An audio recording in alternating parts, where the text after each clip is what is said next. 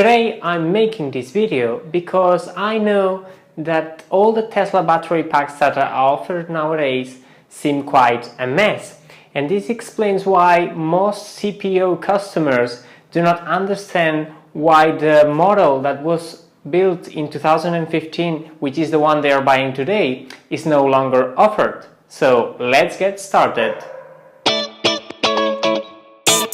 The Model S was launched in 2012 with two battery packs, a 61 that allowed customers to cover up to 375 kilometers on a single charge, and then the most famous 85 one. The 85 kWh battery pack allowed customers to cover in a single charge up to 500 kilometers, which was a milestone at that time. These packs were all built by Panasonic, and they represented somewhere around 20% of the total production cost of the vehicle. This cost has been massively reduced nowadays, especially with the launch of the Model 3, but we'll cover that in a minute. 1 year after, in 2013, Tesla launched the tiniest battery pack that was and will be ever mounted in a Tesla vehicle. Yes, most people don't know this, but Tesla offered a 40 kWh battery pack that allow customers to cover up to 220 kilometers with a single charge. But the drawbacks of this was that it was only offered in a rear-wheel drive version, and this tiny battery pack offered no supercharging availability. Needless to say that this battery pack was not vastly sold, and Tesla decided to retire it just a few months after they presented it. Hopefully in the next year they discontinued the 60 kWh battery pack to go for something with more juice, like the 70 and the new 90 kWh battery packs. So back in 2015 you had three options to buy a Tesla: the 70 battery pack, the 85 kWh battery pack that was still on the market, and the 90 kW one. So things were still pretty simple.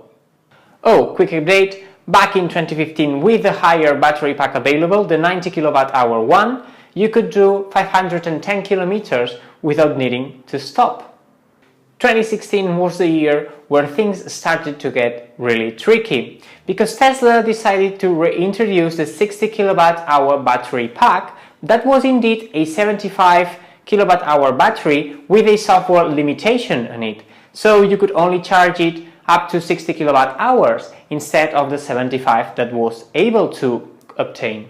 But if you paid $5,000 extra to Tesla, you were able to use the full battery capacity. So back at the time in 2016, you had three different battery packs that then converted to four options to buy that car. The 60 kWh battery that was indeed the 75 kWh battery that replaced the 71. Then you had the 85 kWh battery pack and the 90 kWh battery pack to get the most juice out of your Tesla. Later that year, in August 2016, Tesla launched the highest battery pack that has been ever installed in an electric vehicle. I'm talking about the 100 kWh battery pack. And I'm not taking into consideration the Rimac Concept 1, nor all those Volkswagen droves that will never see the light. So, focusing on that new battery, Tesla realized that perhaps having 5 different options where to choose was a mess for the customer and also did not help to improve the production timings. So they decided to withdraw the 25 kilowatt battery pack, and then they remained with the followings. So you had the 60 and the 75, which indeed were the same battery pack with the software limitation, and then you had the 90, as you had already, and the brand new 100. And we are finally at today's time to explain you what I believe has been the best decision Tesla has taken in the last century.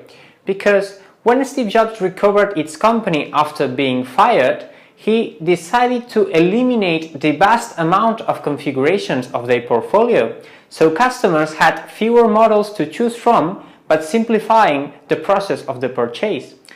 Well, same thing did Elon Musk when in April of 2017 he eliminated 2 of the 4 configurations they were offering until then, so eliminating the 50% of their portfolio in order to simplify the process of buying a Tesla.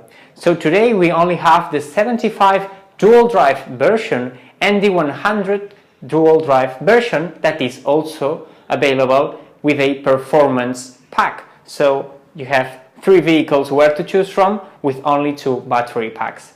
That is simplifying the process of purchasing a Tesla, and that is a major marketing movement.